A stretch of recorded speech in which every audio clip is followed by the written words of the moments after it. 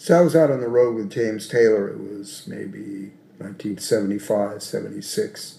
And he was at the early stages of his world stardom. He just kind of, you know, he was just on the cover of Time magazine, and he was probably one of the most famous musicians after the Beatles and the Rolling Stones in the world.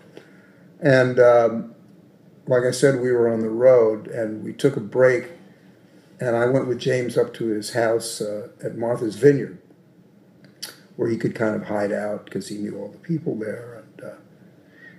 And we were riding around in his old checker car, which is like checker cabs. Anybody who knows what checker cabs are, but he had an actual checker car without the cab markings on it.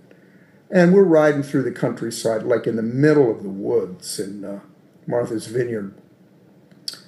And there's a hitchhiker, and James has a hat on, and so he figures just on a whim, he just picks the guy up. The guy gets in the back seat, James and I are in the front. And the guys ride along for a minute, and he says, he's quiet for a few minutes, and then he says, "Hey, I know you."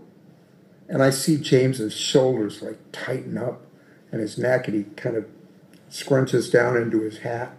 And he goes, no, I know you.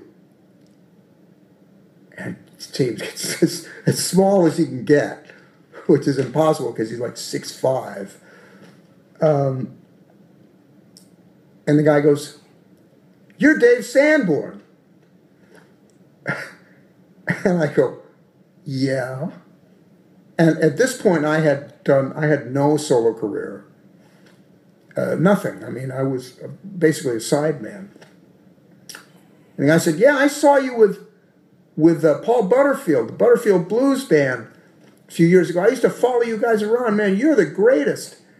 And so I go, "Well, thank you very much. This is my friend James." And the guy goes, yeah, how you doing? So anyway, Dave, I'm saying, you know," and James is like almost doubling over in laughter, but he doesn't want to blow it.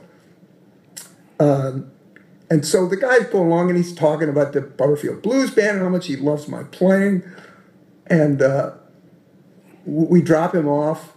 And I said, "Well, listen, nice talking to you." He said, so the guy said, "Hey, man, Dave, it was really great to meet you. And you too, what was your name?"